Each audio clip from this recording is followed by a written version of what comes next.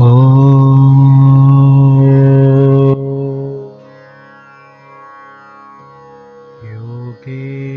चित्तस्य पदेन वाचा मलं शरीरस्य च वैद्यकेन योपाकरोतं प्रवरं मुनिना पतञ्जलिं प्राञ्जलिरानतोऽस्मि।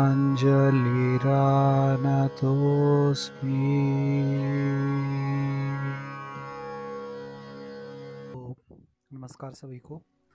तो पतंजलि योग सूत्र समाधिपाद सूत्र 2 भाग 2 में आपका स्वागत।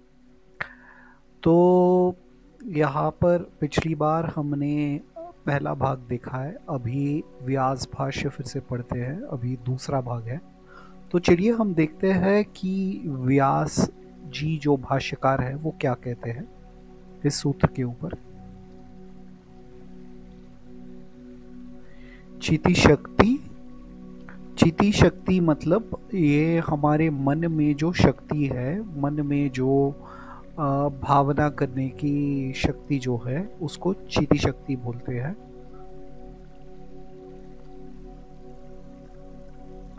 परिणामिनी, तो परिणामिनी मतलब जो मूवमेंट हमारे मन में होता है, जितने सारे हमारे ख्याल आते हैं, हमारी भावनाएं होते हैं, उसको मतलब मन का परिणाम कहते हैं।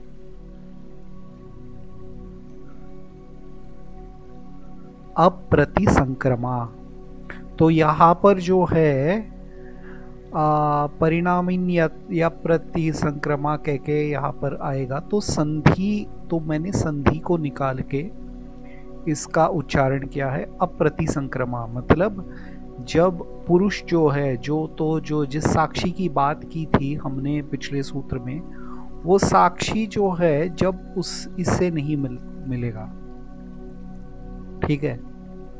तो किससे? मन के, तो किसके साथ नहीं मिलेगा उसको और विवरण में बताते हैं। दर्शित विषया, तो जिसका जिन विषयों का दर्शन कर रहा है उससे, तो क्या विषय है वो फिर बताते हैं। शुद्धा, तो जो शुद्ध है, यहां पर शुद्ध क्या है वो भी बताते हैं।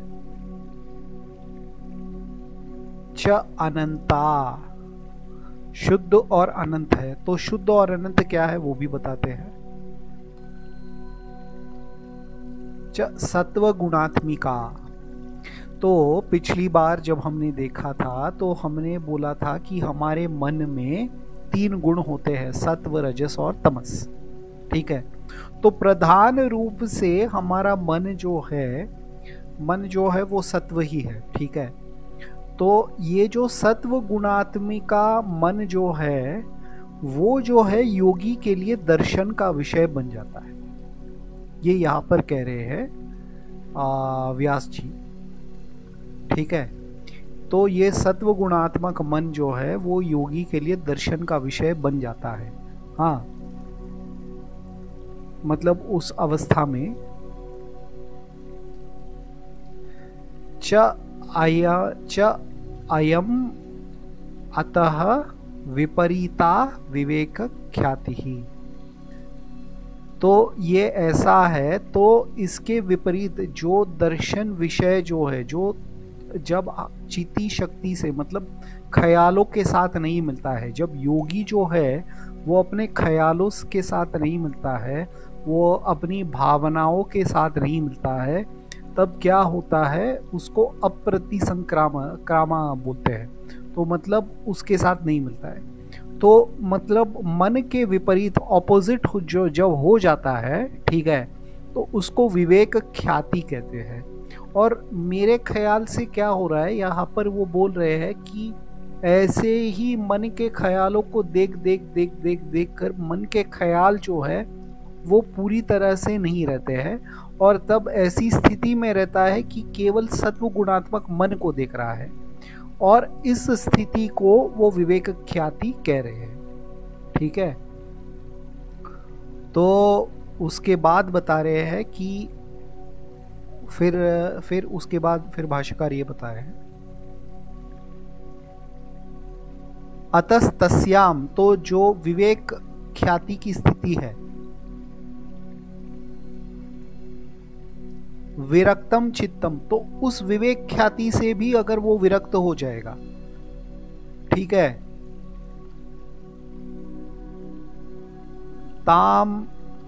ताम अपि ख्यातिम, तो उस ख्याति से, उस विवेक ख्याति से वो विरक्त हो जाएगा। निरुणद्धि, ठीक है, उसका निरोध करेगा, मतलब उसको निकाल देगा उस अवस्था, तो वहां पर वो केवल सत्व गुणात्मक मन को देखेगा, उस मन का भी जब वो विरोध करेगा,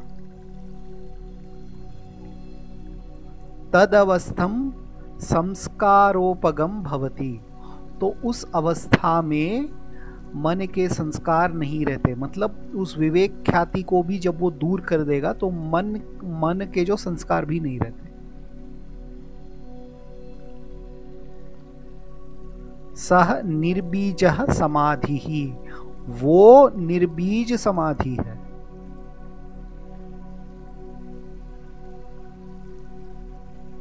न तत्र, उस अवस्था में,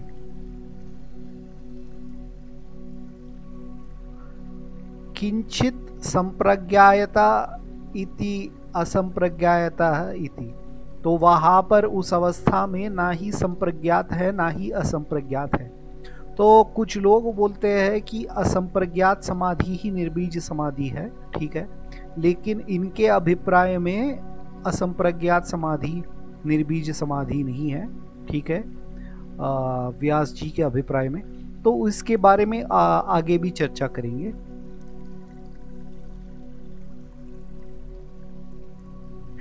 द्विविधः स योगश्चित्त वृत्ति निरोधः इति, तो ये दोनों जो है, दोनों से योग के चित्त वृत्तियों के, मतलब भावनाओं के विरोध हो जाते हैं, ठीक है। तो फिर बताते हैं, तदवस्थे चेतसी विषयाभावात् बुद्धिबोधात्मा पुरुषः किम स्वभावः इति, तो जब उस अवस्था में चला जाता है जहां पर विवेक ख्याति को भी नकार दिया है, तो तब पुरुष का मतलब जो साक्षी चैतन्य है, उसको यहाँ पर योग में पुरुष कहा गया है, जो मैंने पिछले वीडियोस में भी बताया है, ठीक है। तो उस अवस्था में उसका स्वरूप क्या है, ठीक है, वो जो है आगे के सूत्र में देखेंगे। तो इसका यही मैंने अनुवाद किया है। When not mixed with the power of the mind, contents of known pure infinite sattva, ठीक है, इसका मैंने विवरण दे दिया है। And being opposite of it is called विवेक ख्याति, ठीक है। फिर चलते हैं, when the mind goes ahead and dismisses this particular viveka khyati as well, in that state it is bereft of samskaras.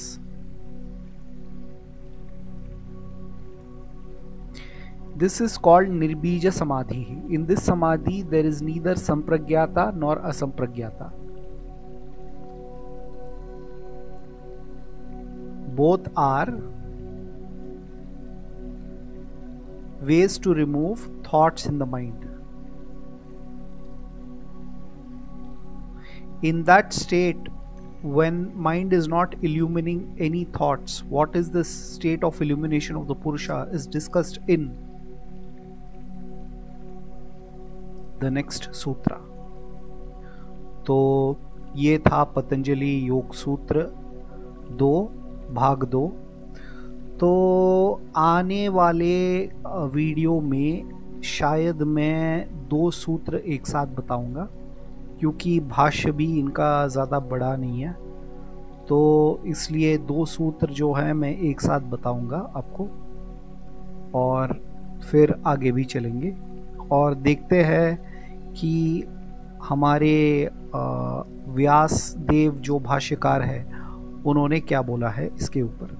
और मैं आपको पहले ही बोल रहा हूँ कि पुराणकर्ता व्यास को और भाष्यकर्ता व्यास को मैं एक नहीं मानता, ये मैंने पहले ही वीडियो में क्लैरिफाई कर दिया।